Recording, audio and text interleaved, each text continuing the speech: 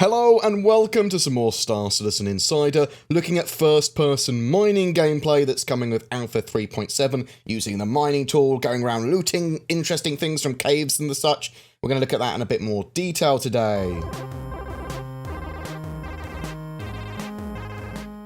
Alpha 3.7.0's first-person mining adds a load of new gameplay, revenue potentials, exploration, and reasons to play. A deposit that you discover will need to be fractured using a multi-tool with a mining attachment. It's a small-scale mining mechanic, basically what's going on here. You can't mine these smaller nodes that you discover in a prospector, you just obliterate them. You can buy the multi-tool in the utility section of Tammy & Sons, and then the mining attachment in the weapon attachments section there. Once 3.7's live, I'll get a full list of where you can purchase all the multi-tools and mining attachments from. They're going to be available sub 1000 Alpha UEC for the pair, it looks like, as well, so they're going to be very affordable, whatever. Once you have equipped the multi-tool and attachment in your utility slot on the equipment manager, you'll see when you pull out the multi-tool that it's got a new UI when you aim it down sights. So appropriate minables will spawn in various locations, such as caves and asteroids. Some minables will be obvious, others will be more subtle seams in rocks. The new shaders and textures really make rocks blend in to the appropriate surroundings and environments. Currently, there is no radar to detect first-person minables. You'll have to find them with your eyeballs, although if you're looking for the first-person minables on asteroids, obviously you can detect the asteroid using the prospector.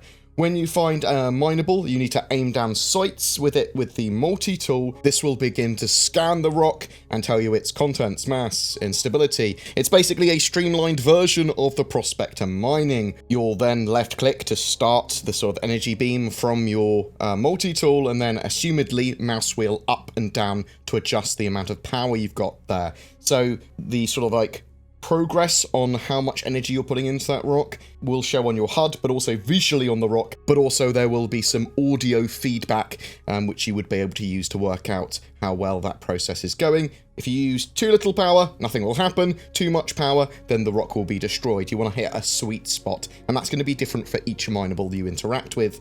If you successfully break the rock down, then it will collapse into collectible shards or lootables that you can immediately then pick up and stow in your personal commodity inventory, which is, again, part of 3.7.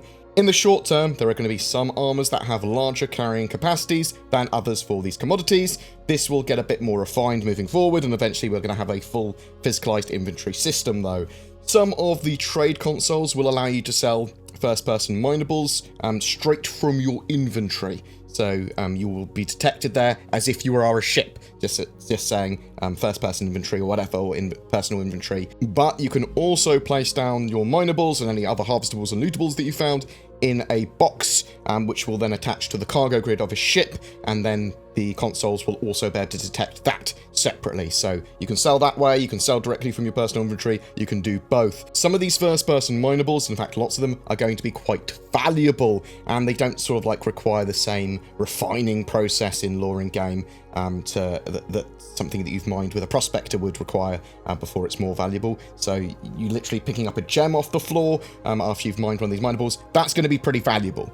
Asteroid first-person mining is also a thing, so sometimes first-person mineable nodes will appear on an asteroid that can also be mined by a ship. So the first-person minables cannot be mined by a ship, so you could just ignore the smaller node and just nom up the rest of the asteroid, but you would then effectively lose what was ever in that smaller node. So most effective way of doing things would be to, if you see on an asteroid that there's a little mineable like module nubbin little node there, you can EVA out of your ship and then mine it with your multi-tool, and then collect the little gems or whatever, and then continue mining in your prospector. Obviously, if you find asteroids and you don't have a prospector, you can mine the little FPS nodes off them. Still, this is quite interesting to me because it does give the prospector some use if you're just trying to track down those like smaller first-person mineable, the smaller nodes, because you can still scan, you can find an asteroid and you go, well, I found asteroids, but there's loads of these first-person minables all around it, and with that you could have a I know, large cargo ship with a large crew going around with a prospector that could be scanning down asteroids, and then the people could be getting out around these like clustered asteroids and mining all the little FPS nodes off it. We don't know how abundant those nodes are going to be yet, so we'll have to wait and see. In caves as well, there are various lootables and harvestables that don't require a multi-tool, from fruit to animal remains to circuit boards and more. Some of these will require you searching around and traversing the environment. For minables, for the first-person minables, we know that there's Dollyvine, a green gem, Hadanite, a pink one, and Aphorite, a blue one as well. Although it wasn't made clear, I do believe that we will see first-person minables on the surface of planets and moons as well, not just in caves, not just on asteroids. They could be little standalone nodes, but they could also be part of the larger minables that the prospector's going for as well, in the same way that they're going to appear on asteroids. So bear that in mind. No confirmation there yet, but we'll have to wait and see.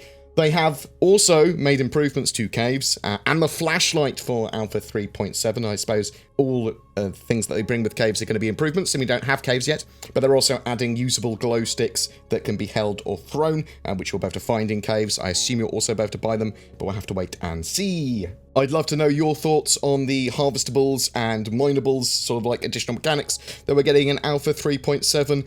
Do you like the idea of searching and exploring in caves and this sort of like new type of mining that hasn't got a gate of having a prospector to be able to do? Does this give you a load more busy work? Does this give you a lot more reasons to play Star Citizen? Or is it not sort of your cup of tea? Are you more into combat or a different sort of role or gameplay mechanic that just isn't there yet? Whatever your thoughts, I'd love to hear from you in the comments below. We've got an Anvil Carrot giveaway this month. Just make sure that you comment on any of my videos made during September to be in for a chance of winning that. This ship was donated by the organisation Ultra. More details of the giveaway and that organisation down below.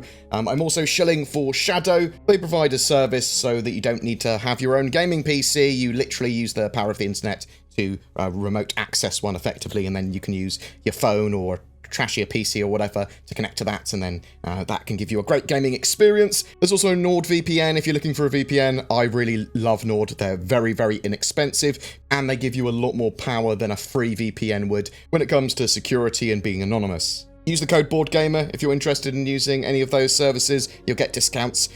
Also, just down below, there's links to help support the channel. If you want to be a Patreon, if you want to be a YouTube member, it all really helps. But sharing videos, feedback, all of that sort of jazz really helps me too. Thanks very much for the love, guys. You take care, and I'll see you in the verse.